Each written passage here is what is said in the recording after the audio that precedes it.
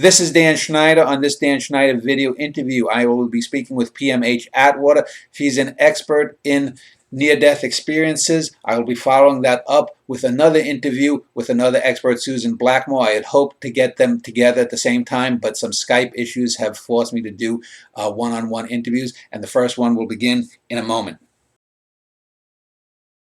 PMH Atwater is my guest. She is a near-death experience expert. She has a website called pmhatwater.com that I will link to below this video, and I will also link to a forthcoming interview with Susan Blackmore. PMH was supposed to appear with Susan, but some technical difficulties have forced me to do one-on-one interviews. PMH is, I guess you would say, pro the near-death experience. So let me ask you a little bit of background about yourself, where you came from, your religious background, and did you have a near-death experience at some point in your own life? Well, pardon me for laughing, but that's kind of a funny one. I was on my way to becoming a bank manager. Yeah. I was living in Boise, Idaho. Yeah, I have a very extensive background in metaphysics, in esoteric training, in things that go bump in the night, all kinds of phenomena. And I just decided that it was time now for me to move on. And I wanted to move on in the banking business, in the analytical business. I was employed at the time as a bank analyst, and taking classes on to become a bank manager. When I died, literally, the first time, I died 3 times in 3 months. Each time I had a near-death experience. Each was different. The first one was caused by a miscarriage and extreme hemorrhaging. Second one, 2 days later, was caused by extreme hemorrhaging and phlebitis. And the third one, we don't know for sure what caused that one. The medical profession is unable to really clarify that. We think it might have been, something to do with the heart. We don't know. But I died the third time. And, when we're talking about near-death experiences, most of us fail to realize that they come from violence or trauma. Most of them do. So you're dealing with rebuilding a body on top of dealing with the experience itself. So I had a body to rebuild. It took me about a year. I had to relearn how to stand, how to crawl, how to walk, how to climb stairs, how to run, how to tell the difference between left and right, see and hear properly, and rebuild all my belief systems. So I was in exercises constantly, really fighting, if you will, to become a human being again. But, what complicated my case was in my third near-death experience, I heard a voice. No, it was not like an angel. No, it was not some loved one who was calling me. It was not any kind of guide or being on the other side. I don't know how to describe this voice. It was so big, it was so powerful that I called it the voice like none other. I don't know what else to call this voice. And the voice was very specific. It said, and I quote, test revelation. You are to do the research. 1 book for each death. Book 1 was not named. Book 2 and 3 were named. Book 2 is Future Memory. It's out there. Book 3 is a manual for developing humans. That comes out this year, April. So, a promise finally kept after all these years. And I was shown what was to be in each book, but I was not shown how to do it. So once I was a human being again, that is to say, a year later, I began the research, and the only tools I had, the only ability I had at that time was to use police investigative techniques as my protocol. I'm a cop's kid. I was raised in a police station. And so I used what I saw and heard and learned in the police station. And I'd never heard of Raymond Moody, never heard of Life After Life, never heard of any of that. None of it. And I'm the only person we know of on the planet who went out and did research on the near-death experience, not knowing about the classical model, not knowing anything. And the next year, I visited my aunt and uncle in Chicago, and I met Elizabeth Kubler-Ross at the airport. Saw her there, went up to her, introduced myself, and said, I'd had three experiences at death. I'd like to tell you about them. So we sat down. Her brain was late, so we sat down on a bench like a couple of schoolgirls and visited for about an hour. And when she heard what I went through, she said I had a near-death experience. She called me a near-death survivor. She didn't say experiencer. She said survivor. So her words, her description was all I had. And years later, Kenneth Ring tracked me down, Dr. Kenneth Ring, well known in the field, tracked me down. He'd heard of me. He said he wanted to come over and get acquainted, find out what I was doing. So my husband and he came over to visit us. We were living then in Harrisonburg, Virginia. He stayed the night. We talked nonstop. And in the morning he said, I knew more than anybody else in the field that it was time for me to come up to Storrs, Connecticut, where he was living at the time and teaching at the time at the university there. And he says, you need to meet your peer group. You need to go over what we've done. And you need to know what else is going on in the field. So I did that. I went up there and I stayed about a week. And then I took the names and addresses of some of their people, names and addresses of some of my people, and sent out my very first questionnaire. So only one of 3 I've ever used. And I only use them after the fact, never before. And so I sent them out, got the replies back, and got the shock of my life. And that was that all of us, none of us know how much we have changed. None of us really understand what we're talking about when we're talking about unconditional love, life after death, so forth and so on, that I needed to do some really in-depth work here. And that's when I really bit the bullet, so to speak, and did a great deal of work. I've been in the field now 40 years. My research base is nearly 4,000 adults and children.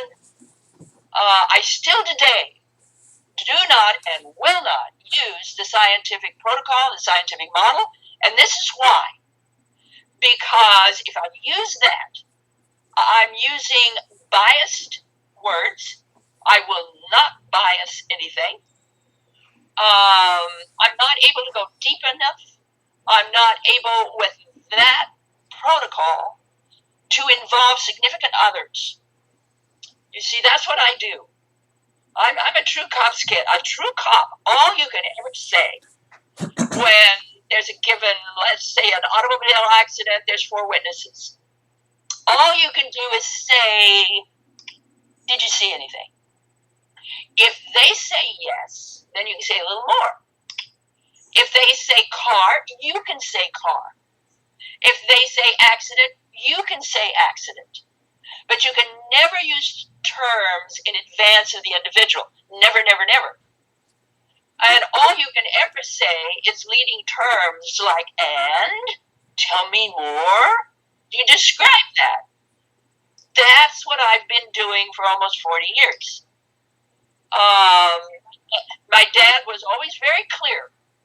He said, the body says more than the mouth does. So you can't just interview people. You have to observe. You have to watch.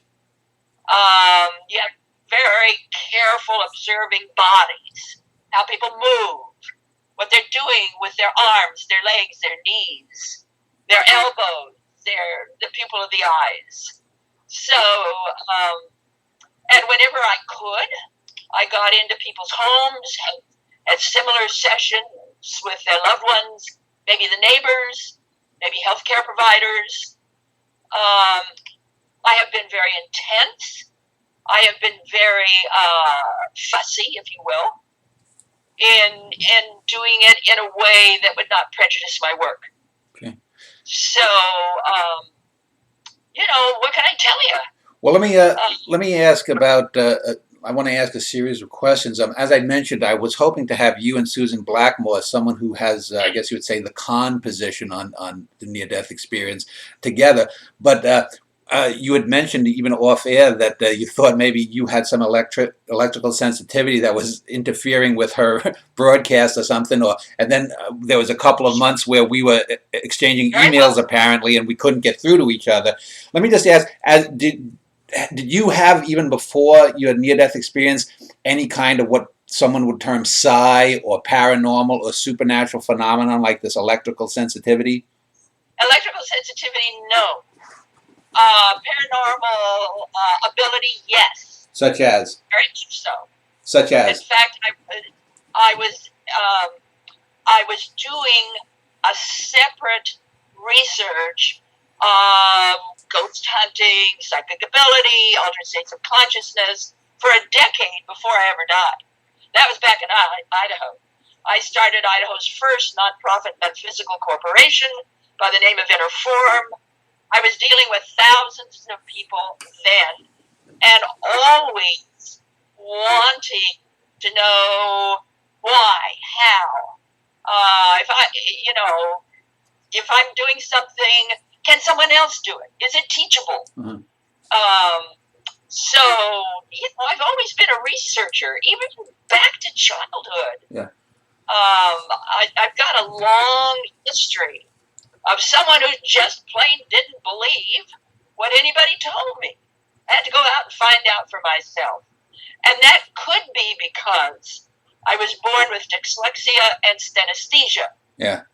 First grade for me was a horrible, horrible nightmare because I was the only child in school who could see music, hear numbers, and smell color. Yeah. Well, in those days, they thought I was a liar. So I spent most of my first grade on a tall stool in front of the class, sometimes having to wear a tall conical hat that said dunce on it, as an example of a bad child who told lies. So what I learned in the first grade was whenever I lied, I was praised. Yeah. Whenever I told the truth, I was punished. So I fled into nature. Well, PMH, let me just ask you this. You mentioned synesthesia, which is sort of the mixing up of senses. Yeah, and that now is something that most scientists agree happens. They think it's somehow neural miswiring or something that. Yes, it does. So do you believe that since synesthesia has now become accepted, that things like near-death experience are just simply things that science has not been able to prove yet? I'm not sure what you mean by that. Well, I do know that when we're researching the near-death experience, the experience itself, we must also research the after effects. Yeah. And the after effects are both physiological and psychological. I've verified that. And among the after effects is synesthesia, electrical sensitivity, lots of different things like that. They're both physiological and psychological. I've been able to list them, show them. Dan, I've been sort of yelling in the background, as it were, for decades, showing my numbers, what I'm finding, and only in the last few years has the medical and scientific community said, "Oh my goodness, you were right." Well, let me ask a couple of specific questions. Since we're talking about near-death experience, I would assume then you clearly believe in life after death.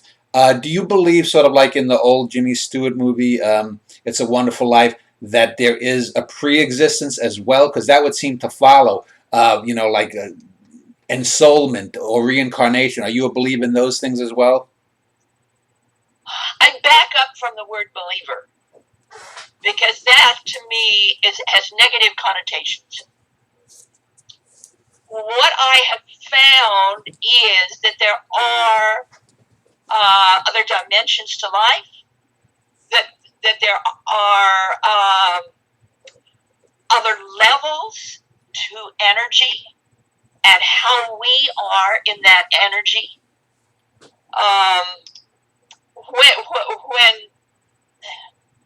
I don't know how to word this. Do I believe in an afterlife? I would very loudly say no. I would say instead, I've been there. It's not a matter of belief. I've been there. I've been there and come back. I have had all the proof I need to know how real it is. And What I look for in my research is other people to describe what happened to them, and then whatever verification they can give me that I can get third-party testimonials on. Yeah. And I've been able to get a lot, by the way. So I know, not believe, I know there are other levels and dimensions to we as human beings, to we as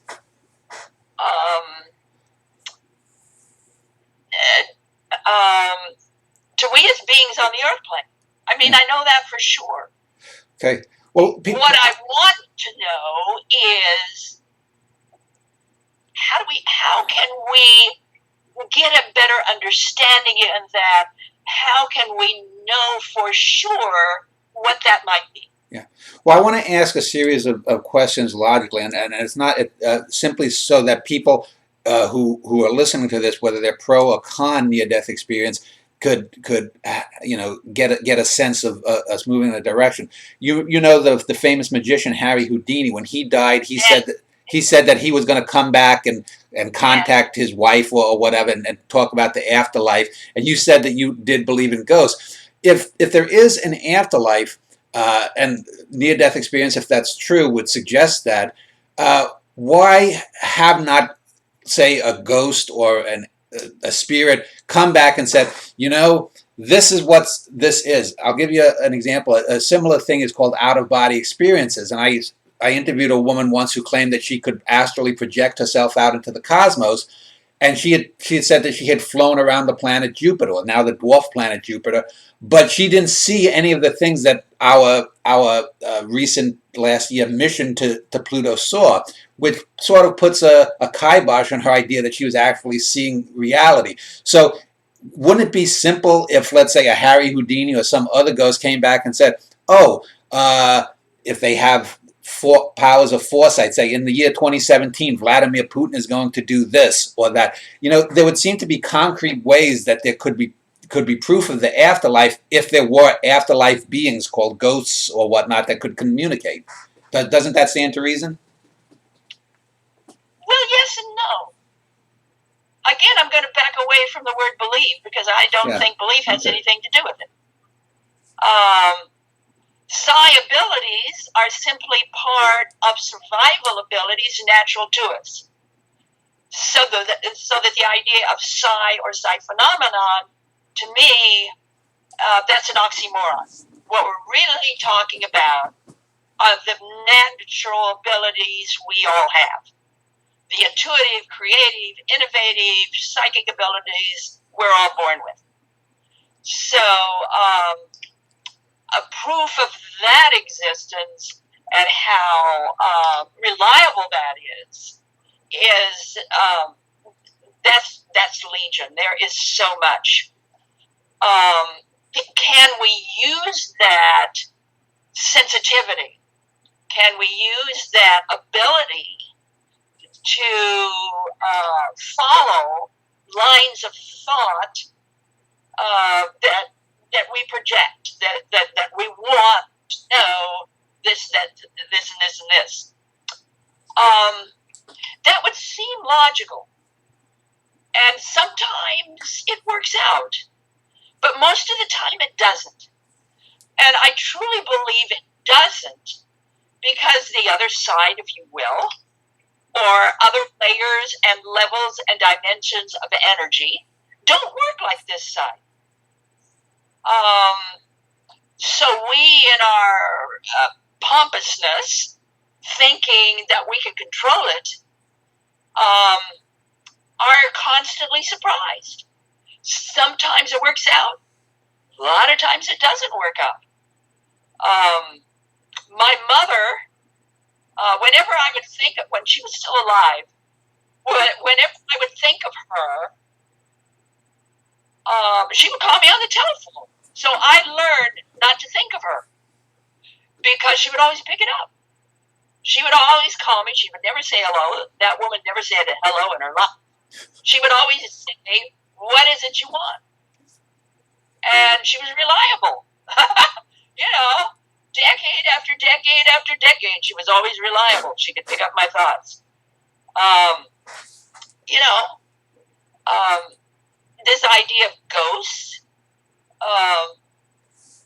Who can really define ghosts? You know, sometimes it's sort of like a broken record, and you know there's no mind there. And other times, the mind does indeed seem to be present, and there are choices made, and they seem to be creative. And well, when you talk about ghosts that are broken records, you're meaning like someone might see a ghost descending a staircase, and they keep descending the staircase every night. Again and again and again, like a broken record. Yeah. But sometimes you get a very creative or humanistic response. Mm-hmm. And those have a lot of validity to them. So, you know, I don't know how you want to explore this, but I know that in my work, before I died, so back in Idaho, my goal then was to have meetings, to have classes, to see if we learn certain traits, will certain things happen because of the traits we learned. Most of the people, it worked. Not everybody. Well, I want to talk about what you mentioned was sort of the classic near-death experience. And for those who don't know, that's as someone comes close to death or is pronounced dead, they either leave their body, go up into a tunnel, see some type of light. Often they'll see Jesus or Buddha or Allah or their grandfather, their mother, people who have decided, sometimes even pets. Now, a lot of people who are skeptical will say that that's caused by drugs released by the brain at a moment of extremis, and that certain drugs that people can take who've had hallucinatory experiences have similar experiences. I do remember, and I've known a handful of people who said they've had near-death experiences, including myself, and I'll talk about them in a couple of moments. But I do know that I have read books where people have died and they've had what would be called hellish experiences rather than heavenly, and that seems to never get as much attention as the going to the light thing. In your studies, what percentage of say hellish or hellacious or negative near-death experiences are there to the positive? Is it 10% negative, 20, 30? In my research, it was 1 out of 7. 1 out of 7. Okay, so about 14, 15%. And Dan, I really, truly, truly believe that's low. Yeah. Because when I'm out in the field, I'm coming across a lot of them. Yeah. But they won't tell me their full case. They won't allow me to use their case because either they're embarrassed, either they're ashamed, they don't want to talk about it, they don't want people to know about it. There's a lot of negative press about people who have an unpleasant experience. So they won't talk about it. I really think it's closer to maybe a quarter of the people who have them. But I can't prove it. All I can show you is in my research base, 1 out of 7. Mm-hmm. And that includes children. Yeah. Well, let me just ask about the classic near-death experience as well as the hellish, because in my looking at things, I'm someone who recognizes patterns, and I'm someone who enjoys folklore. I'm an artist, a writer, and I think a lot of times people's creativity gets in the way of seeing reality. A lot of, for example, college tests have been done where, let's say, a lecturer is given a speech, someone runs into the classrooms, runs off with his briefcase or whatnot, and then they ask, say, the 100 students, what did that person look like? What happened? Yeah. Did he go to the left or the right? And everyone gives a different idea about it. And so and even in legal courts, and I once worked as a file clerk in a court, most human testimony has very little weight compared to something like, say, DNA. So if we're having, say, 75 to 80% of these experiences of near death where we're going to the light, since they're so similar, and just like people who believe they were abducted by aliens, they seem to follow a pattern, or people who have encountered satanic cults, they seem to follow this kind of pattern where someone is taken out of the real, they encounter beings, whether they're angels or aliens or demons. They have some kind of experience where they're probed or asked questions. It seems to me that the very similarity of all these experiences suggests that it's something, maybe a deep racial, and I mean racial by human racial archetype, rather than an outwardly objective experience. Do you think that near-death experience, like alien abduction or these other things, incubi or succubi, are things that are come from the deep-rooted id of humans rather than outwardly? Could that possibly be an explanation? Well, first of all, I want to give some figures here in my research base. And I'm going to use 3,000 here. 21% of my cases thought there was nothing to it. It was like a dream, it was like a thought, it was like a nudge, it was like something interesting that happened, but there was nothing to it. They didn't have much at all in the way of after effects. Yeah, nothing to it. 60% of my research base were significantly changed afterward. 19% radically changed. So we've certainly got that 21% that were not affected at all. So when we're looking at near-death experiences, what I've learned to really look at are the after effects. How intense was the experience? How intense are the after effects? Intensity is the key. It's absolutely the key to understanding the experience and the after effects, but especially after effects. And it's the after effects that validate the experience, not the other way around. So if you're looking at the near-death experience, yes, you can play all kinds of games with this scenario. What you need to look at is, how intense was it? How did it change that individual? Because the experiencer is always, I'm going to underscore that, always will describe it in accordance with their language constraints and cultural background. Always, always, always. So in getting beyond that, what might be the cultural entrepreneur, if you want, or the motif, if you want, I'd have people draw it. And so you've got someone in Thailand that's talking about the Yamatuts. They were met by Yamatuts. Yamatuts are servants of the Lord of the underworld, Yama. So I have people drawing Yamatuts. Then I have someone in Wyoming, and I have them draw their experience. You cannot tell the difference. So when I dig deeper and deeper and deeper,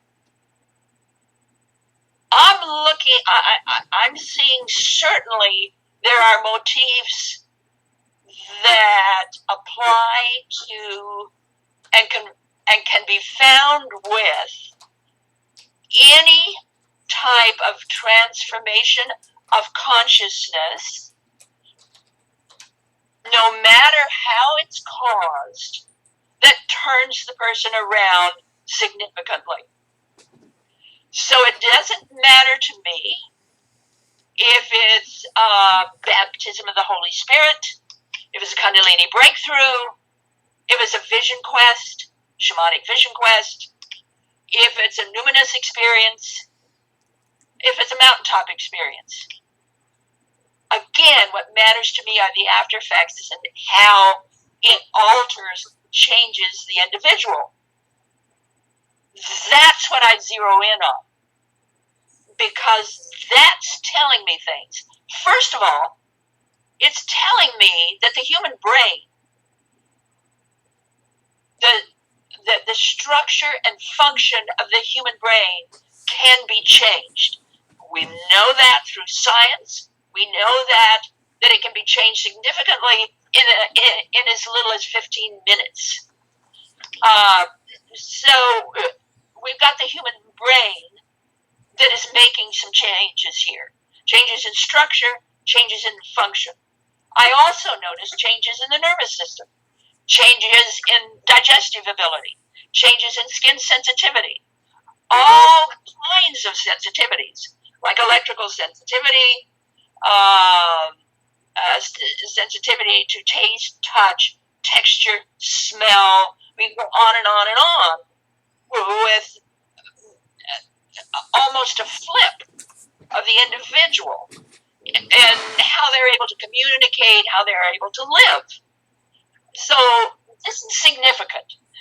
Now, Kenneth Ring, bless his heart, did some research early on comparing near-death experiences to alien abductions.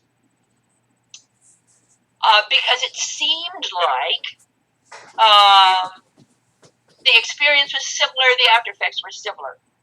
What he found was that over time, the abduction experience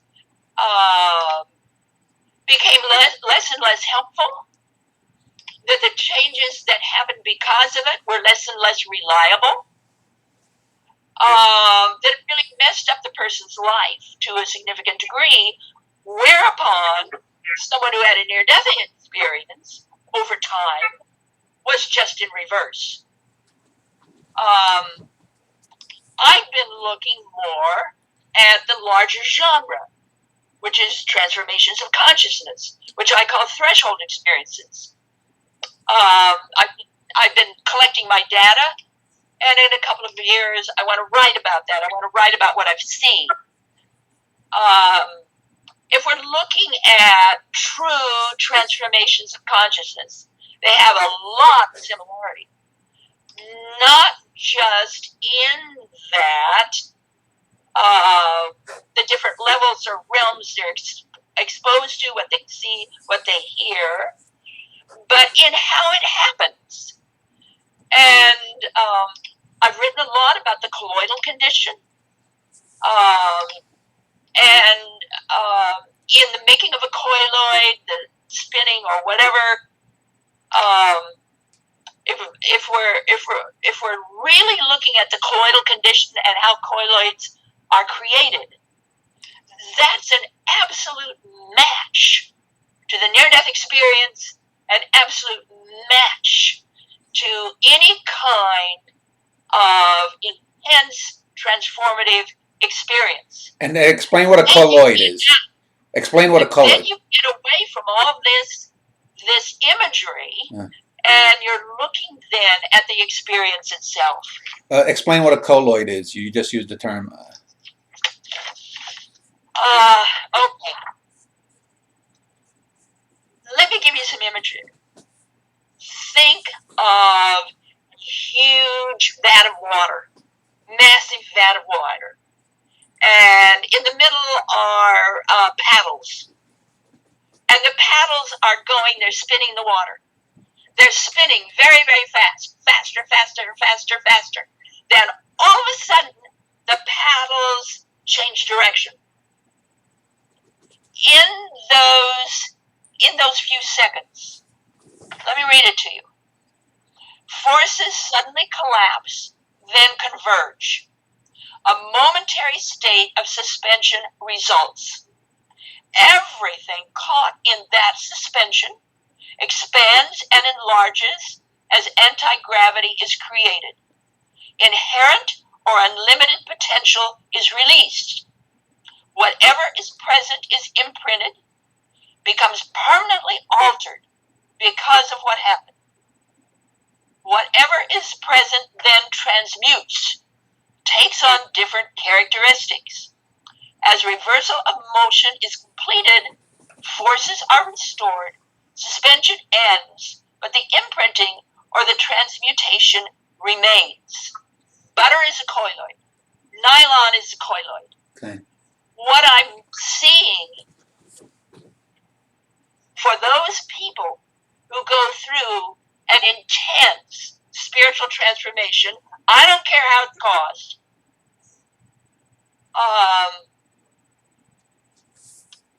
everything in them or a lot of what's in them changes. In the same way that colloids are created. In the same kind of patterning that I've just read to you. I talk about it in several of my books. Near-death experiences, the rest of the story is one of them. If you really look at this kind of force, which is that sudden near-death experience that spins you around, I call a near-death experience a power punch. Just like that. Mm-hmm. And it spins you around. Certainly, some are more intense than others. Remember, 21% of my research base, that's a pretty good hefty number, were not affected, or were affected very little. But the rest of them, and we're talking 79%, we're talking people who were either permanently or significantly altered because of what they went through. If you really come to understand colloids and the colloidal condition, it matches exactly what a person goes through with an intense near-death experience. It spins you around. It changes you. It is a force. Well, and, we can play that any way we want to play it. We can use all kinds of words and ideas and imagery. We can have all kinds of stories. But this is what I'm looking at. I'm looking at after effects. I'm looking at how it changes people. I'm getting in their homes. I'm talking to their families. Well, PMH, let me talk not about the experience so much as the after effects. And I want to give, as I mentioned, I've known 5 or 6 people who've had near-death experiences, including myself. Some were accidents, some were acts of violence, some were people who were having surgeries and something went wrong. So let me just give you two examples. And I want to talk about the after effects. When I was 6 years old in 1971, my family was always going up to New Hampshire, and in a lake in northern New Hampshire called Forest Lake, I was swimming in the children's section, and for some reason, the next thing I remembered, I was looking up at my body. I was underneath at the bottom of the lake, and I was then pulled up by what seemed to be very odd-looking children. They seemed to have like a greenish kind of hue. We swam across to the other side of the lake. I saw a cave. We went sort of, I guess you'd call it spelunking in the cave. I saw all sorts of weird things. I could talk about this for 20 or 30 minutes, so I'm radically condensing. And then after a few little adventures, I guess you would call it, I woke up again back on top of a floating buoy by the lifeguard, and I was told that they couldn't get a pulse, or they couldn't feel my heart. And when I woke up, I always had this, this experience in the back of my mind. Then about 10, 12 years later, when I was in my late teens, I guess it was in high school or maybe just getting out of high school, I recall reading in a book, I forget the name of it, but a book about unexplained phenomena, about this legend in Europe. It was set in different places, but about these green children that appeared from another dimension. And I remember thinking, boy, that was quite a bit like my experience. Now, I thought to myself, well, am I somehow taking the things that I've read at 18 or 19 and going back and reinserting them in my memory? Or even if that memory was genuine at that 6 years old that I had, am I just tapping into some racial memory? So that was my question about my own experience. And I want to give you one other experience, an after effect. I knew this person who had been in surgery, and they died on the table, supposedly. And when they came to, they told me about their experience, and they told me they could prove their experience, and they talked about a specific thing that had happened with another person that they knew and a certain object. Yet in talking with them for about an hour or so, within that hour, they changed their story 3 significant times, and I'm a very good listener. The item that they talked about that was significant to them changed 3 separate times, and I said to them, this is the 3rd time that you've told me this variant of what happened, and 3 times the thing has changed. And so in my case, I don't know if I was tapping into what I call a racial memory, or was I backwards inserting something at a later date into my own memory. And in the latter case of this other person, even as they were telling me this was many years ago, they were changing their story. Although now, when I've heard this person tell the story, their story has hardened, and that little trip of changing their story 3 times, that never happened. So to me, that suggests that even if, let's say, we have a real experience to begin with, and even if it's not near death, rape victims, for example, men have been released from jail because their DNA doesn't match. So rape victims have misidentified their supposed rapists. Doesn't that say something about the human ability to screw up facts? If we can reinsert things, if we can winnow out the parts of something that we don't agree with, if we can't even identify violent crime committed by criminals against us, we may have a genuine experience, but are we almost hopelessly hamstrung by our human inability to practically convey that, do you think? No, I don't think so. When we're the childhood experience, I really invite you to read The New Children and Near-Death Experiences, because 277 kids that I interviewed and worked with in that book, I think that would be very, very helpful for you in better understanding what you went through, what you saw. Children see different things. I'm not as impressed by what you saw as how that might have changed you, the experience itself. That's why I invite you to read the book. When it comes to how people vary their testimony, certainly that does happen on occasion with near-death experiencers. Sometimes they lie, right outright. Caught several of them, in fact. They do it for attention times. Does their story change over time? We've had a lot of research done on that, and what we're finding is, for the most part, it does not. Yes, some people will change it over time. The vast majority do not. 20, 30, 50 years later, still the same story. So we don't have that deviation, but certainly, yeah, it can. And as I said, I found several that were phony. What I find is that the experiencer, usually, most of them, simply don't trust the researcher. So they'll wait. They'll maybe give you a little bit of information, maybe a couple of months later, they give you a little more, kind of string you along with breadcrumbs.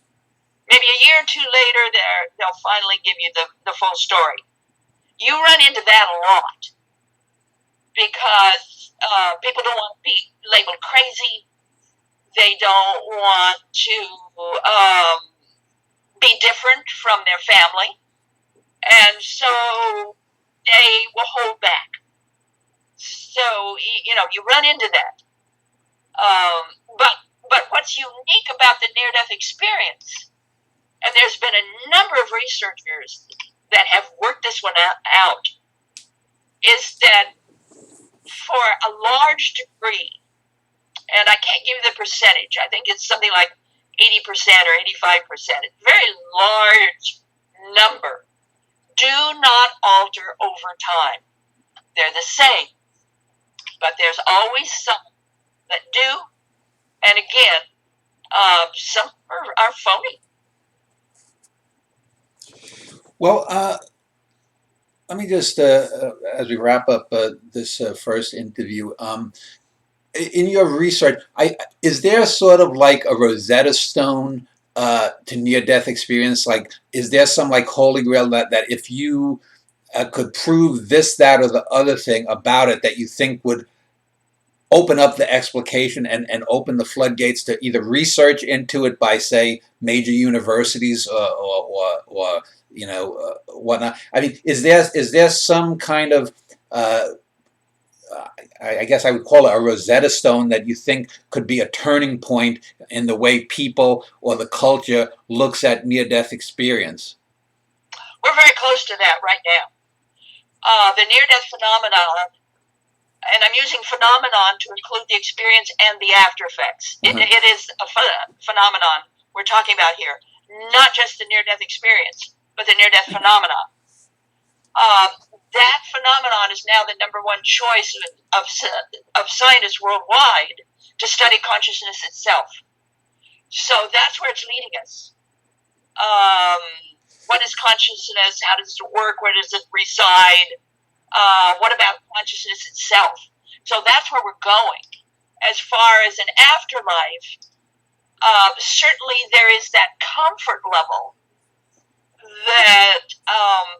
that enables us to know there's something else after we die. Well, let me just add, do you think that consciousness evolves from nature? Are you like a pantheist in that sense?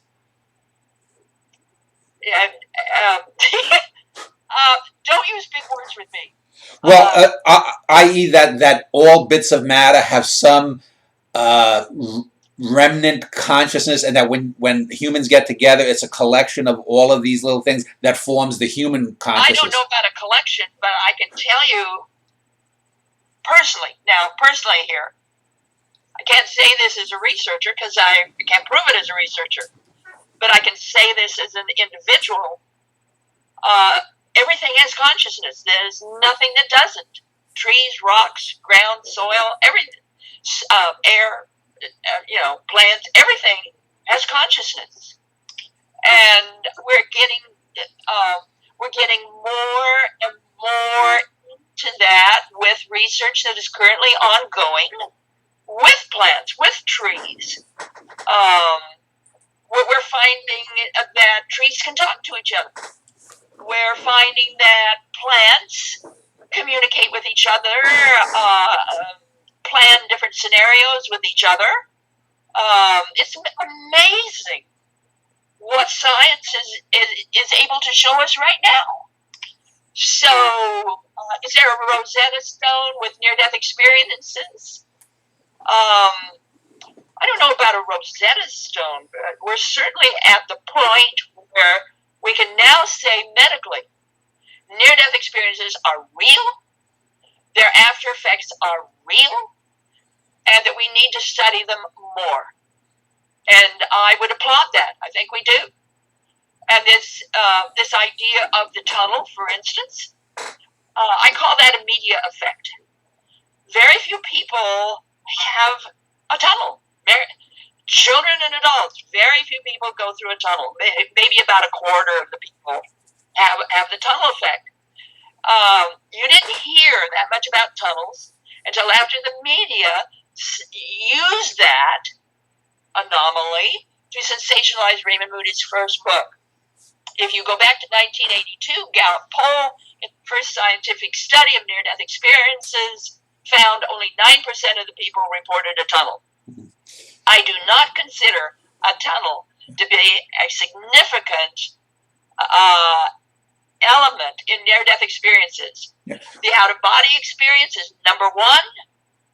Children and adults, and that out-of-body experience that is experienced in death is far more accurate, far more intense, far more involved than a typical near-death experience. Near-death experiences can be taught. You can have them under all kinds of conditions, but if you have them connected with the near-death experience, it's far more intense and far more accurate. That going into the light is the second one. Being met by people or beings or animals on the other side is number three. A life review is number four. The rest is all extra. Yeah.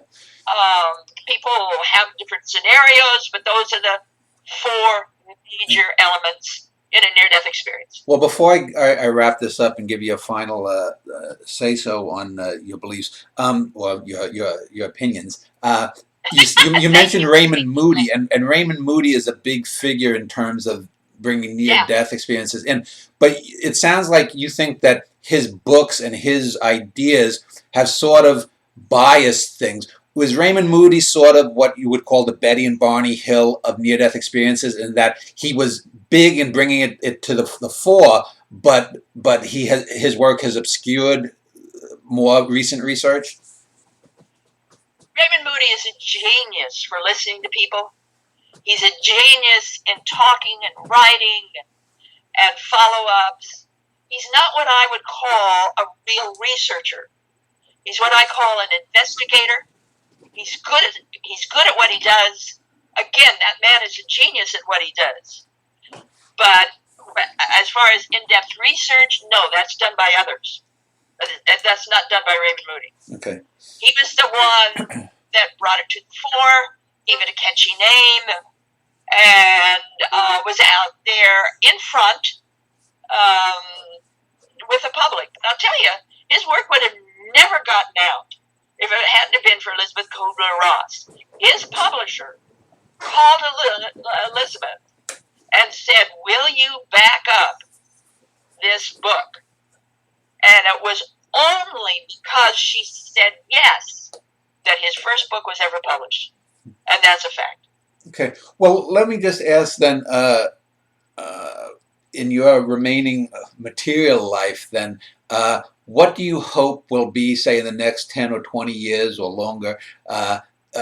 What do you think is on the horizon in the next 10 or 20 years in terms of research and hopefully from your position, proof that, you know, the public could swallow, say? I mean, is there any new any new techniques being developed?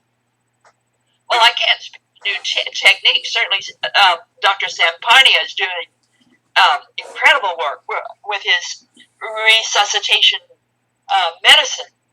And there's going to be more and more and more. What I'm hoping, where this all leads, is to a discovery, a reevaluation, a discovery, a broadening of consciousness itself.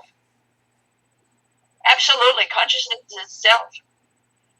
Because once we better understand consciousness, then we will better understand the human being, our mind, our brain, our lives, what it's all about, Alfie, to quote that famous song. If we can better understand consciousness, then we can better understand all the rest of it. Well, I want to thank you for spending an hour talking with me. It would have been great if I could have gotten you and Susan together, but I will be following up my interview with you with her. PMHAtwater.com is your website, so anyone wanting further information can look there, and it'll be below this video. So again, thank you for your time. Thank you.